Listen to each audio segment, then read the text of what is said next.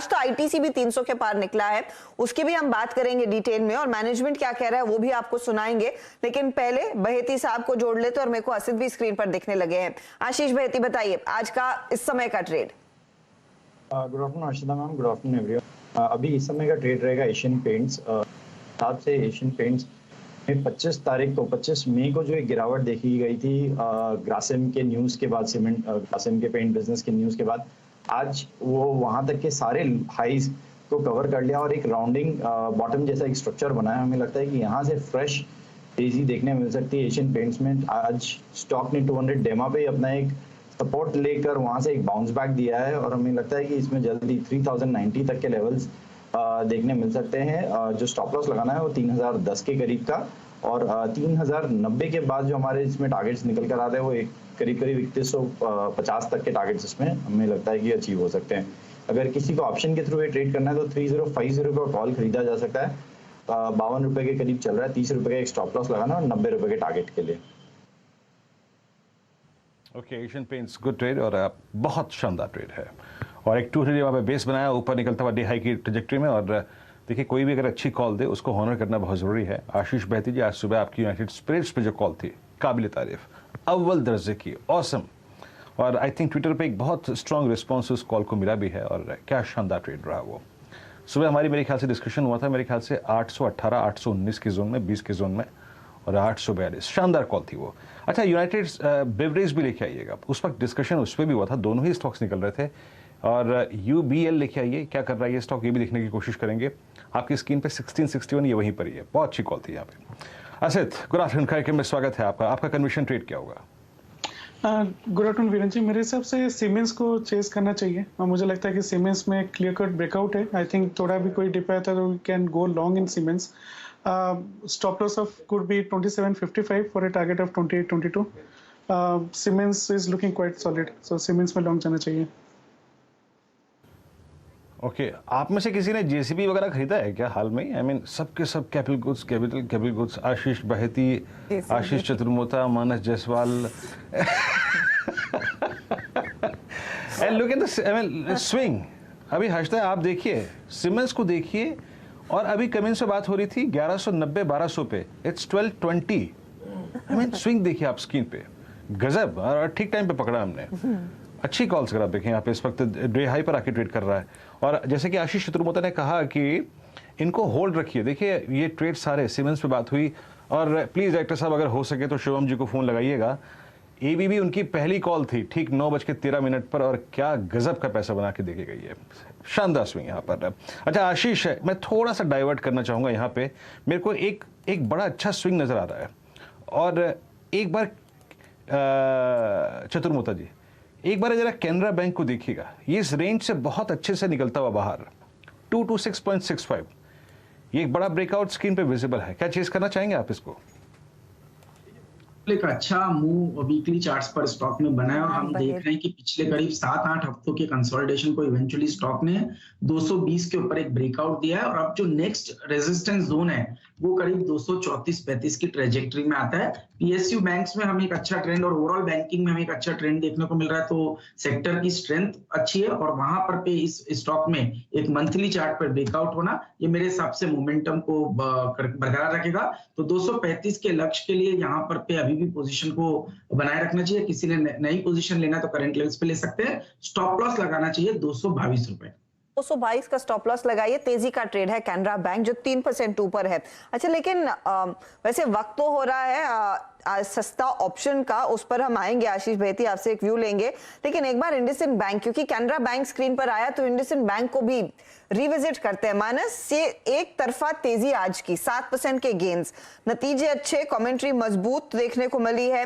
Asset quality में थोड़ा सा डिटेरियरेशन, लेकिन उसके लिए प्रोविजनिंग सब कुछ कंपनी ने कर रखा है। लेकिन स्टॉक जो चला है, अब यहां से आगे कुछ बचा है क्या चलने के लिए, या फिर एक ही दिन में सब कुछ हो गया? देखिए बिल्कुल क्लियर कट ब्रेकआउट था मॉर्निंग में इंडसइंड बैंक में। जब आई थिंक जो सबसे पहला रिकमेंडेशन आज मार्केट ओपन होने के बाद मैंने दिया है वो इंडसइंड बैंक में ही दिया था। मैंने 955 के टारगेट्स मेंशन किए थे जो कि ऑलरेडी अचीव हो चुके हैं। उस टाइम पे बात हुई थी ऑप्शन की भी 910 के कॉल ऑप्शन की, उसके भी टारगेट अचीव हो गए हैं। लेकिन देखिए अब पैटर्न को समझिए, पैटर्न में बहुत क्लियर ट्रेंड दिखता है। अब हायर टॉप हायर बॉटम का ट्रेंड है। स्टॉक में जितने भी बॉन्ड मूविंग एवरेजेस थे उनके ऊपर स्टॉक निकला है, 200 मूविंग एवरेज को ब्रीच किया है, वहां पर वॉल्यूम देखने को मिले हैं। तो अब ये एक ऐसा स्टॉक है जो कभी भी कोई टिप मिले और 930 तक के भाव देखने को मिले तो यहाँ पर एक पोजिशनल ट्रेड लेना चाहिए। 905 रुपए के स्टॉप लॉस से खरीदारी करिए। स्टॉक में स्ट्रेंथ की बात करें तो स्ट्रेंथ बहुत है, और पोटेंशियल की बात करें तो 975 के लेवल्स को टेस्ट करने का पोटेंशियल है। 975 तक के लेवल्स दिखा सकता है ये काउंटर, और लास्ट मूवर था। सबसे आखिर में जाकर इंडसइंड बैंक में तेजी बनती दिखाई दी जब बैंकों में तेजी आ रही थी, लेकिन अब यहां पर एक तगड़ा रुझान और भी बढ़ता हुआ दिखाई दे रहा है। तो अगर आप इस समय नया ट्रेड ले रहे हैं, 905 आपका स्टॉप लॉस होगा, 975 तक के लेवल्स देखने को मिलेंगे। ये इंडसइंड बैंक आपकी स्क्रीन पर 7% की चमक। अच्छा आशीष बहेती तैयार हो जाइए, आपसे लेंगे हम कुछ ही क्षणों में सस्ता ऑप्शन। लेकिन हिंदुस्तान जिंक के नंबर्स आ गए हैं और ये भी एक अच्छी तिमाही साबित हो रही है। 9,236 करोड़ का दरअसल कंपनी ने यहां पर रेवेन्यू का आंकड़ा पेश किया। मुनाफा देखिए 3,080 करोड़ के आसपास, 3,090 करोड़ के आसपास आया है। मार्जिन हालांकि कुछ घटे हैं, 55 हल्की सी, क्या घटे हैं, 55, 15,575 के आसपास से फिसल के 54 हो गए। तो हल्का सा दबाव मार्जिन पर, बाकी नंबर्स अच्छे, 1.5% ऊपर आ चुका है काउंटर। इस पर आपकी नजरें होनी चाहिए। ये भी एक मोमेंटम ट्रेड ही साबित हो रहा है। याद रखिएगा हिंदुस्तान जिंक ने को अच्छा डिविडेंड भी घोषित किया था, उसको लेकर भी काफी एक्साइटमेंट मार्केट में थी। लेकिन पहले सस्ता ऑप्शन, आशीष बहेती बताइए।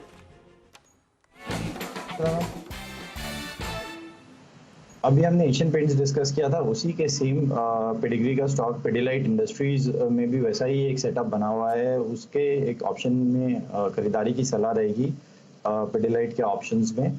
जो ऑप्शन हम सजेस्ट कर रहे हैं वो है 2340 का, जो अभी करीब 2360 का, सॉरी, जो करीब 24 रुपए के करीब, 23 रुपए के करीब चल रहा है। 17 रुपए का स्टॉप लॉस लगाना और 32 रुपए के टारगेट के लिए 2360 के ऑप्शन में। 2360 का ऑप्शन, और ये फिलहाल आप कह रहे हैं 32 का टारगेट जी, 32 का टारगेट, ठीक है। तो 2575 के आसपास ये ट्रेड कर रहा है और यहाँ पर आपने तेजी करनी है 2340 के टारगेट के लिए। आशीष जी, घर में कुछ काम कराने का प्लान है? एशियन पेंट, पिडिलाइट, ये सारे स्टॉक्स रेडार पर आ रहे हैं आपके? ब्रेकआउट और ओआई बहुत अच्छा बर्स्ट हो रहा है। नहीं, I was just kidding। नहीं तो प्लान है तो सेंचुरी प्लाई का मैनेजमेंट आगे हमारे साथ जुड़ने वाला है, उनसे भी बातचीत हम करेंगे, तो उस पर भी आप ध्यान दीजिएगा। लेकिन हाँ, ये होम इम्प्रूवमेंट वाले शेयरों पर नजरें आने लगी है। एशियन पेंट, पिडिलाइट जैसे स्टॉक्स, इनफैक्ट कंजम्पशन थीम में काफी तगड़ा एक्शन देखने को मिल रहा है। इस बीच रामकृष्ण फोर्जिंग्स के भी नंबर्स आ गए। ये क्वार्टर अच्छा साबित हुआ है, मुनाफा बढ़ा है, 24 करोड़ से 47 करोड़ आया, तो एक और मजबूत क्वार्टर वाला आंकड़ा आपकी स्क्रीन पर। अच्छा, हिंदुस्तान जिंक को रिविजिट करते हैं एक बार। अमित इस पर नजर डालेंगे प्लीज। 2.5% ऊपर, 1.5 से 2.5% ऊपर आ गया स्टॉक। जी हर्षिता मैम, हिंदुस्तान जिंक में काफी मोमेंटम है। इसने 2 दिन पहले एक गैप एरिया कवर किया तो that may act as a resistance. एक बार अगर ये 290 क्रॉस करते हैं तो इसमें एक फ्रेश मोमेंटम आ सकता है, लेकिन अगर किसी की ऑलरेडी एग्जिस्टिंग कोई पोजीशन है तो उसमें बने रहें। स्टॉप लॉस रहेगा 280 का और लगभग टारगेट्स रहेंगे 290 से लेके 295 तक के। 290 से 295 तक के लेवल्स हिंदुस्तान जिंक में देखने को मिल रहे हैं। काफी एक्शन दरअसल इस समय